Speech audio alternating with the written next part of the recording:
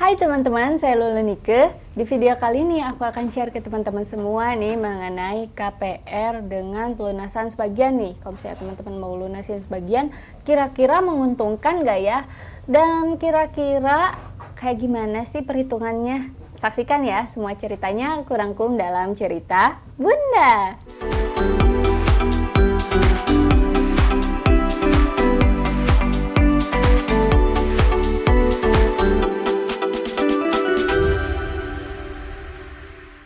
Kali ini aku akan share ya ke bunda-bunda semua ya mengenai KPR ya, kalau misalnya bunda-bunda mau pelunasan sebagian gitu ya.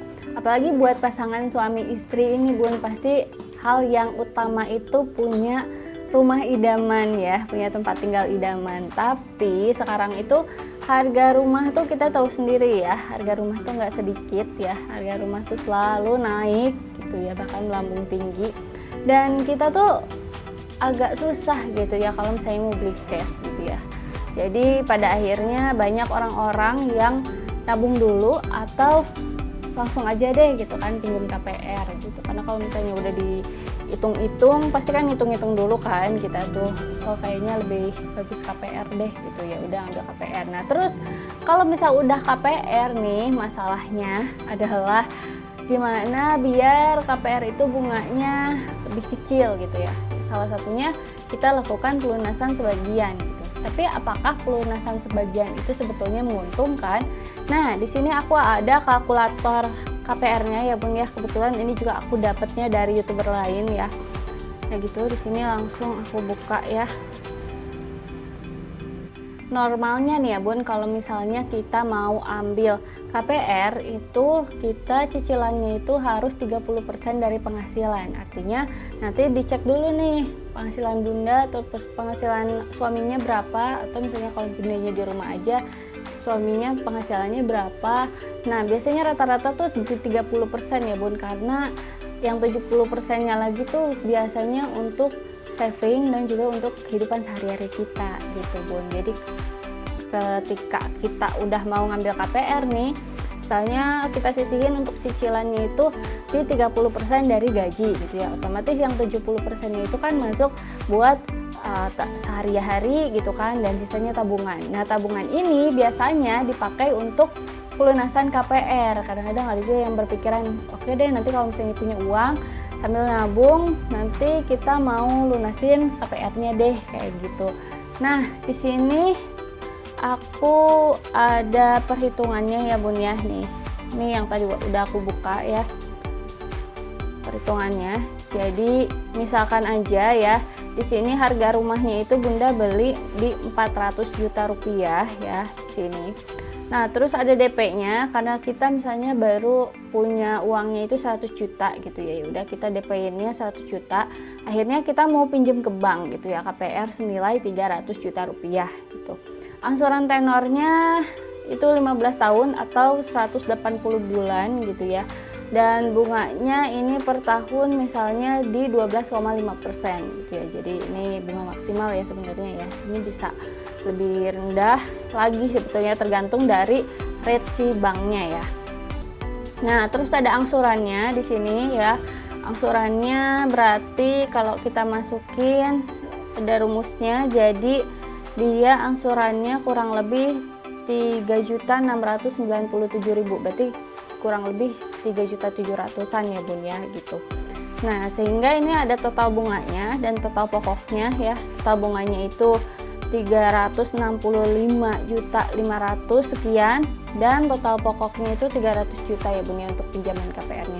Sehingga di total KPR kita ini, kalau misalnya kita total KPR-nya, maka total KPR-nya itu jadi 665 ya gitu. Ini total ketika kita sudah bayar KPR pokok plus bunganya. Kalau misalnya kita cicilan KPR-nya itu selama 15 tahun tanpa kita harus pelunasan sebagian gitu. Oke lanjut ya Bun ya. Ini di sini ada, di tabel ini tuh ada angsurannya ya. Ini angsurannya nih, sisa pokoknya itu segini ya Bun ya. Ini sisa pokoknya itu misalnya yang bulan pertama 300 juta, kita ngangsur 3.700.000, itu angsuran pokok kita tuh cuman 572. Nah, sisanya itu angsuran bunga. Jadi bunganya memang lebih besar di awal ya Bun ya gitu. Bank itu rata-rata masih angsuran bunga lebih besar di awal, tapi kalau misalnya udah di akhir tuh udah nggak terlalu besar gitu ya. Nah, ini sudah 2 tahun ya, di bulan ke-24. Nah, di awal tahun ketiga gitu ya, di bulan ke-25 kita mau lunasin misalnya ya, ini kita mau lunasin di 50 juta rupiah gitu ya. Jadi kita bikin lagi tabel yang baru ya.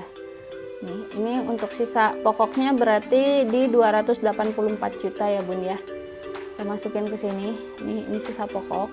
Dan misalnya kita mau lunasin di 50 juta gitu ya. Kita punya dana, kita ada rezeki 50 juta, kita masukin sini.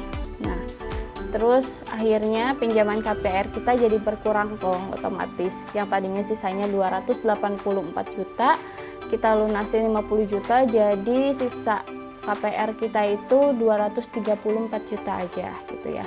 Nah, tenornya ini 13 tahun ya, karena tadi kita udah bayar selama 2 tahun, jadi 15 tahun dikurangi 2 tahun, jadi 13 tahun sisanya, atau 156 bulan. Bunganya fix tetap ya di 12,5%, dan angsurannya ini jadi berkurang otomatis ya. Jadi angsurannya per bulan itu kurang lebih 3 jutaan, sehingga total bunga dan total pokoknya pun berkurang ya, dan total KPR-nya itu jadinya mengecil juga ya Bun ya. Tadinya yang bunganya besar, yang kita harus bayar di total itu seluruhnya jadi 665, terus jadi sekarang karena kita udah melakukan pelunasan jadi ada 614 juta aja kita bayarnya gitu.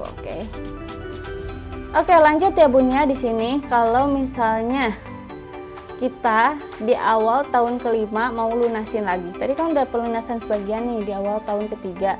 Nah, sekarang di awal tahun kelima nih kita mau lunasin lagi gitu ya. Nih tadi KPR-nya di sini ya, ini kan sama nih 218 ya, ini 218. Nah, ini kita setiap 2 tahun kita mau lunasin ya. Kita mau lunasin setiap 2 tahun. Jadi ini di awal tahun kelima ya, di 218 juta ya. Ini jadi udah 4 tahun, nih 2 tahun, nih 2 tahun, akhirnya nih jadi 4 tahun. Dan ini di awal tahun kelima kita utang kita udah 218 ya di sini. Dan kita mau lunasin lagi sebagian di 50 juta rupiah gitu ya. Sehingga pinjaman KPR kita itu di 168 juta rupiah, lebih kecil. Dan tenornya berarti ini tenornya misalnya kita mau ambil 5 tahun aja deh gitu ya. Ke banknya minta di persempit gitu ya, karena kita tadinya kan 15 tahun, terus kita udah pelunasan, kayaknya dipercepat lagi aja deh tenornya gitu ya. Kita minta bank bisa ya. Dan di sini tenornya jadi 5 tahun lagi gitu ya. Jadi yang tadinya 15 tahun kita bisa hemat waktu gitu ya. Jadi di 9 tahun atau 10 tahun itu udah selesai KPR-nya gitu. Terus di sini dicek lagi ya. Ini bunganya di 12,5% dan angsurannya di 3.700.000 gitu ya. Karena dari pas awal juga kita mampunya 3.700.000, jadi konsisten gitu ya dengan pelunasan sebagian, tapi tenornya jadi lebih singkat gitu ya Bun. Jadi tenornya enggak 15 tahun gitu. Akhirnya total bunganya tuh jadi lebih rendah lagi ya Bun ya. Gitu. Total pokoknya juga lebih rendah dan KPR kita pun lebih rendah ya totalnya gitu ya. Yang harusnya kita bayar di awal tuh kalau 15 tahun kita bayar KPR lebih dari 100% ya bunganya. Jadi yang kalau misalnya kita pinjem nih kita pinjemnya tuh cuman 300 juta, tapi kita harus bayar di 665 juta ya. Nah, karena kita ada pelunasan sebagian, maka kita bayar total KPR-nya itu di 488 juta aja Bun gitu. Jadi ada selisih dan itu lumayan ya Bun ya, mengurangi bunga gitu.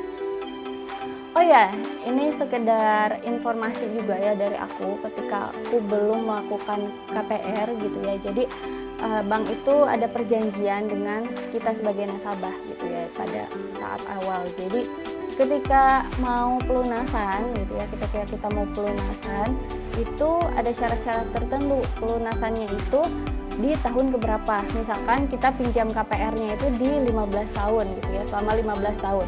Nah selama 15 tahun itu nanti ada perjanjian dengan bank. Misal kalau misalnya kita pinjam KPR-nya itu 15 tahun, pada tahun 1 sampai 5 kalau kita melakukan pelunasan, pelunasan sebagian ataupun pelunasan keseluruhan, kita akan kena penalti gitu ya sebanyak 3%. Jadi kita harus bayar denda sebanyak 3% gitu ya dari pelunasan kita. Tapi kalau misalnya kita sudah lewat 5 tahun nih cicilan KPR-nya, itu tidak dikenakan penalti atau tidak dikenakan denda. Ada juga yang seperti itu, Bun. Kenapa? Karena bank juga sudah punya perhitungan ya, Bun ya. Jadi bank itu kalau misalnya minjemin KPR ke nasabah itu harus punya keuntungan berapa gitu kan dari bunga. Makanya bank itu memberikan penalti pada nasabahnya yang mau melakukan pelunasan sebagian ataupun pelunasan keseluruhan gitu ya di beberapa tahun pertama. Oke bunda-bunda, itu tadi review dari aku ya, semoga bermanfaat. Kalau misalnya bunda-bunda mau kalkulator KPR-nya, bunda-bunda bisa langsung aja download ya di deskripsi video ini. Dan kalau misalnya masih mau tanya-tanya, bisa langsung aja tulis di kolom komentar. Dan bunda-bunda jangan lupa like, komen, dan subscribe. Sampai jumpa, semoga bermanfaat.